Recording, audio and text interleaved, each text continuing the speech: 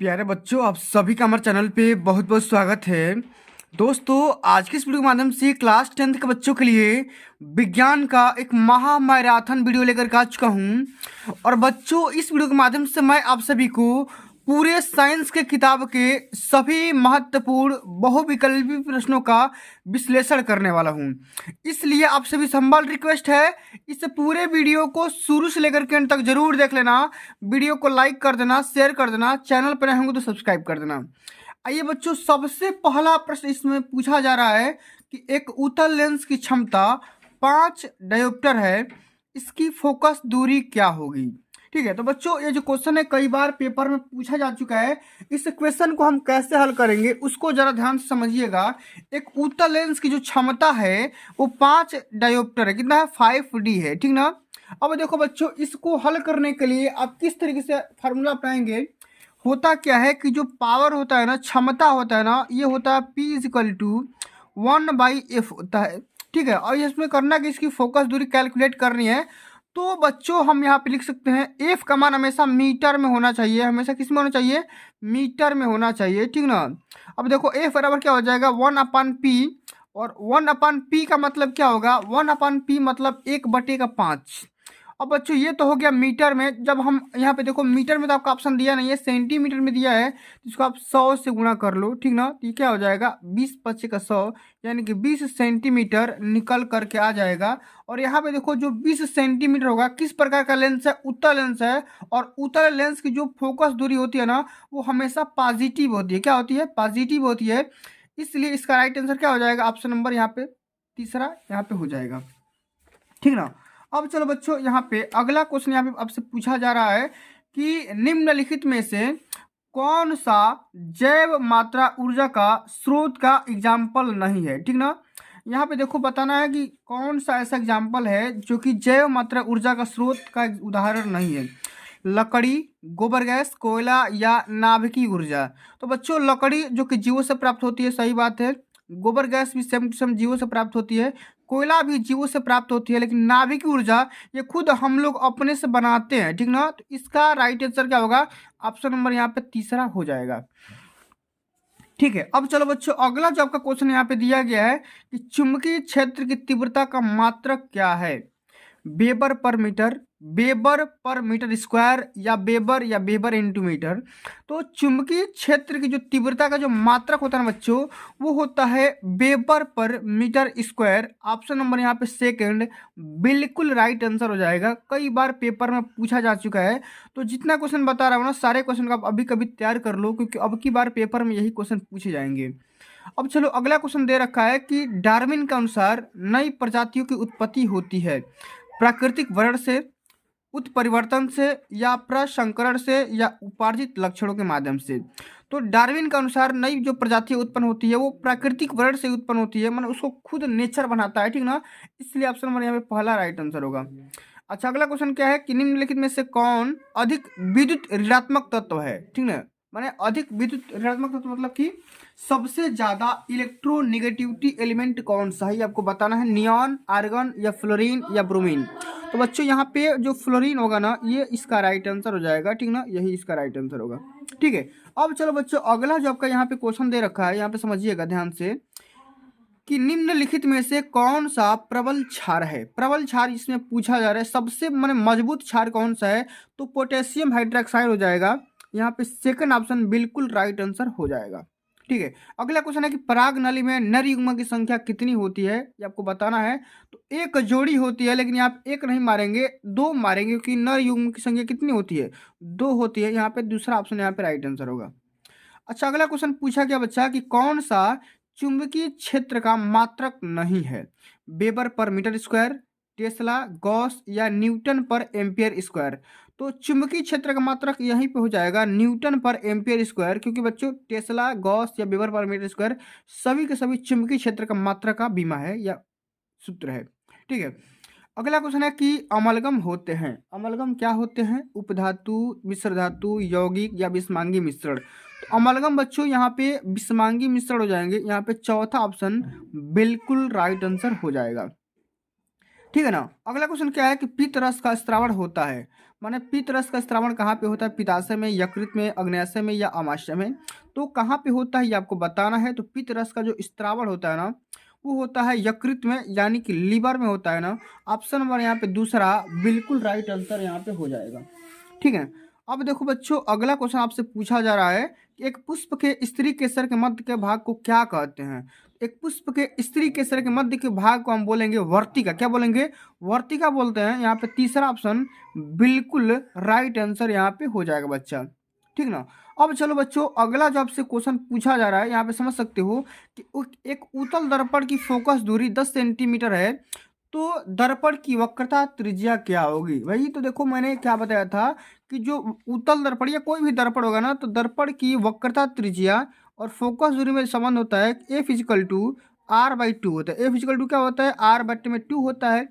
लेकिन बच्चों यहाँ पे देखो फोकस दूरी का मान दे रखा है, यानी कि R/2 का मान दे रखा है, फोकस दूरी के बराबर यहाँ पे 10 सेंटीमीटर दे रखा है। तो करना क्या आपको, इसकी त्रिज्या निकालनी है बच्चों। तो त्रिज्या पर क्या हो जाएगा, R इंटू यहाँ पे क्या हो जाएगा 10 × 2, तो क्या हो जाएगा 20 सेंटीमीटर निकल कर क्या आ जाएगा R का मान। R का मान क्या हो जाएगा 20 सेंटीमीटर। अब बच्चों दर्पण कौन सा है, उत्तल दर्पण है। तो बच्चों उत्तल दर्पण में हमेशा फोकस दूरी क्या होती है, हमेशा पॉजिटिव होती है। ठीक ना, इस बात को ध्यान में रख लेना। ठीक है। अब चलो अगला आपका क्वेश्चन यहाँ पे दे रखा है बच्चा, यहाँ पे ध्यान से सुनो कि निम्नलिखित में से कौन सा अम्लीय लवण है। अम्लीय लवण मतलब बताना है भैया कि सोडियम बाई, ठीक ना, ये सोडियम बाई सल्फेट ये हो जाएगा। ठीक ना, NaHSO4 ये हो जाएगा, यही क्या हो जाएगा अम्लीय लवण हो जाएगा। इस बात को ध्यान में रख लेना। अच्छा अगला क्वेश्चन है जो कि बायो का क्वेश्चन है कि पराग कोश में क्या होते हैं। पराग कोश में वाहिदल, अंडप, अंडाशय या परागकण। तो पराग कोश में पराग कण होते हैं ना, ठीक ना, इसलिए इसका राइट आंसर क्या हो जाएगा D हो जाएगा। कई बार पेपर में पूछा जा चुका है। अच्छा अगला क्वेश्चन आपसे पूछा जा रहा है बच्चा कि एक गतिमान आवेशित कण उत्पन्न करता है केवल चुंबकीय क्षेत्र, ठीक है, केवल विद्युत क्षेत्र या चुंबकीय और विद्युत दोनों या कोई नहीं। तो एक गतिमान आवेशित जो कण होगा बच्चों वो चुंबकीय क्षेत्र तो उत्पन्न करेगा ही, साथ में विद्युत क्षेत्र यानी कि इलेक्ट्रिकल फील्ड भी उत्पन्न करते चलता है।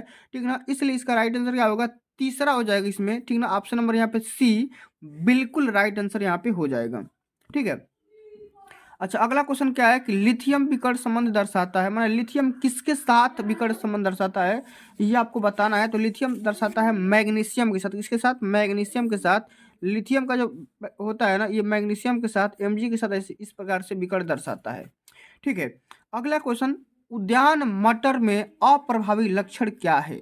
उद्यान मटर में अप्रभावी लक्षण क्या है आपको बताना है। एक लंबे तने नहीं, गोल बीज ये भी नहीं, फैली हुई फली ये भी नहीं, लेकिन झुर्रीदार बीज ये बिल्कुल यहाँ पे राइट आंसर हो जाएगा। ठीक ना, झुर्रीदार बीज हो जाएगा।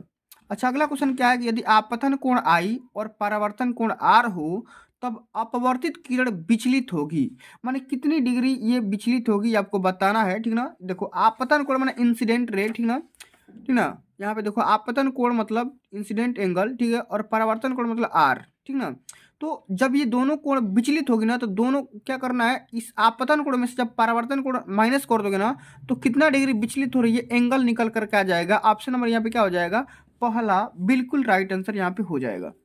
अच्छा अगला क्वेश्चन क्या है कि चुंबकीय क्षेत्र की तीव्रता का मात्रक क्या होता है।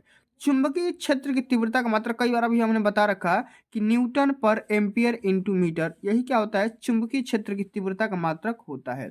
ठीक है, इस बात को ध्यान में रख लो आप लोग। ठीक ना, अब चलो बच्चों अगला जो आपसे क्वेश्चन पूछा गया है कि निम्नलिखित में से कौन सा तत्व धात्विक है। ठीक है, आपको बताना है कौन सा तत्व धात्विक है, माने इसमें क्या होगा। ठीक ना, एक बार इसको आप लोग ध्यान से देख लो भाई, कौन सा तत्व धात्विक होगा। ठीक ना, ये देखो पोटेशियम, ठीक ना, फास्फोरस, हीलियम, सल्फर या लिथियम। तो धात्विक तत्व पूछा जा रहा है, माने मेटालिक एलिमेंट कौन सा होगा, तो इसमें क्या हो जाएगा लिथियम हो जाएगा। ऑप्शन नंबर यहाँ पे तीसरा बिल्कुल राइट यहाँ पे आंसर हो जाएगा। ठीक ना, अब चलो बच्चों अगला जो कि अंतिम नंबर यहाँ पे पेज है, ठीक ना, कि 10⁻⁻6 मोल HCl बिलियन का pH वैल्यू कितना होगा। pH मान कभी कभी बोर्ड के पेपर में पूछा जाता है। तो बच्चों देखो यहाँ पे 10⁻⁻6 मोल है ना, ठीक ना। तो pH मान निकालने के लिए करोगे क्या, जो यहाँ पे देखो 10 का पावर रहता है ना, 10 का कुछ भी पावर होगा तो उसका माइनस का पावर हटा करके, ठीक ना, माइनस का पावर हटा करके, ठीक ना, प्लस होगा तो माइनस, माइनस होगा तो प्लस हो जाएगा, और वही उसका क्या हो जाएगा, pH मान हो जाएगा, यानी कि 6 कुल मिलाकर क्या हो जाएगा, यहाँ पे pH मान हो जाएगा। चलो अगला क्वेश्चन क्या है कि उत्तल दर्पण से बनने वाले प्रतिबिंब की प्रकृति कितनी होती है, कि किस प्रकार की होती है, वास्तविक सीधा, आभासी उल्टा, वास्तविक या उल्टा, या आभासी सीधा। तो उत्तल दर्पण से जितने भी प्रतिबिंब बनते हैं ना वो आभासी और सीधा होते हैं, यहाँ पे देखो आभासी और सीधा होते हैं, ठीक ना। अच्छा अगला क्वेश्चन क्या है कि प्रतिरोध का मात्रक क्या होता है, तो प्रतिरोध का मात्रक ओम, ओम मीटर, या ओम प्रति मीटर, या मीटर प्रति ओम। तो प्रतिरोध का मात्रक, रेजिस्टेंस का मात्रक क्या होता है बच्चा, ओम होता है। क्या होता है, ओम होता है। और ओम को हम किस प्रकार से डिनोट करते हैं, ओम का ये साइन होता है इस प्रकार, ठीक ना, इस प्रकार से ये ओम का चिन्ह होता है, ठीक ना। अब चलो अगला क्वेश्चन क्या है कि फेफड़ों में शुद्ध रक्त आता है, माने कहाँ से आता है ये आपको बताना है, या कहाँ जाता है ये आपको बताना है, बाएं अलिंद में, दाएं अलिंद में, बाएं नीले में, या दाएं नीले में। तो फेफड़े में जो ब्लड होता है ना बच्चों, वो होता है यहाँ पे बाएं अलिंद में रक्त आता है, ठीक ना। इस प्रकार से आपको याद रखना है। अच्छा अगला क्वेश्चन क्या है कि विटामिन सी का सबसे अच्छा स्रोत क्या है, अंडा, गेहूं, या मछली, या संतरा। तो विटामिन सी बच्चों खट्टे पदार्थों में पाया जाता है, ठीक ना। तो यहाँ पे ऑप्शन नंबर यहाँ पे डी बिल्कुल यहाँ पे राइट आंसर हो जाएगा, क्योंकि जो संतरा है ना खट्टा पदार्थ है, आप सभी लोग जानते होंगे। अगला क्वेश्चन जो कि केमिस्ट्री क्वेश्चन है कि एथिल एल्कोहल का आईयूपीएसी नाम क्या होगा, तो मिथेन, एथेनॉल, प्रोपेनॉल, या एथेनॉल। तो एथिल एल्कोहल का आईयूपीएसी नाम एथेनॉल हो जाएगा। ऑप्शन नंबर यहाँ पे तीसरा राइट आंसर होगा, ठीक है। चलो अगला क्वेश्चन कि विद्युत सामर्थ्य यानी कि जो पावर होता है, इस पावर का सूत्र क्या होगा, तो P बराबर W/T तो एक होता है, लेकिन एक और सूत्र याद रखो, P = V/I होता है, ठीक ना। P बराबर क्या होता है, V/I होता है। पावर बराबर, ठीक ना, ये वोल्टेज होता है या करंट होता है, तो वोल्टेज और करंट को जब गुणा कर देंगे तो ये पावर निकल कर आ जाएगा। और पावर का जो यूनिट होता है वाट होता है, किलोवाट होता है, ठीक ना, और मेगावाट हो सकता है, ठीक है। चलो अगला क्वेश्चन कि जाइगोट के गुणसूत्रों की संख्या कितनी होती है, 4x, 3x, 2x, या x होती है। तो जाइगोट के गुणसूत्रों की संख्या बच्चों यहाँ पे 2x होती है ना। ऑप्शन नंबर यहाँ पे डी बिल्कुल राइट आंसर हो जाएगा। अगला क्वेश्चन क्या है कि हीमोग्लोबिन महत्वपूर्ण भूमिका निभाता है उत्सर्जन में, पाचन में, वृद्धि में, या श्वसन में। तो हीमोग्लोबिन महत्वपूर्ण भूमिका किसमें निभाएगा बच्चों, तो ये निभाता है श्वसन में। ऑप्शन नंबर यहाँ पे दूसरा बिल्कुल राइट आंसर यहाँ पे हो जाएगा, ठीक है। तो बच्चों आज के लिए बस इतना ही। अगर ये वीडियो आप सभी को अच्छी लगी होगी, हेल्पफुल लगी होगी, तो वीडियो को लाइक कर देना, शेयर कर देना, चैनल पे नए होंगे तो सब्सक्राइब कर देना। बच्चों आगे आने वाले सेशन के माध्यम से मैं आप सभी को और वीडियो प्रोवाइड करता रहूँगा, ठीक ना। तो तब तक के लिए आज के लिए बस इतना ही। जल्द मिलते हैं अगली वीडियो में, तब तक के लिए जय हिंद, जय भारत, वंदे मातरम।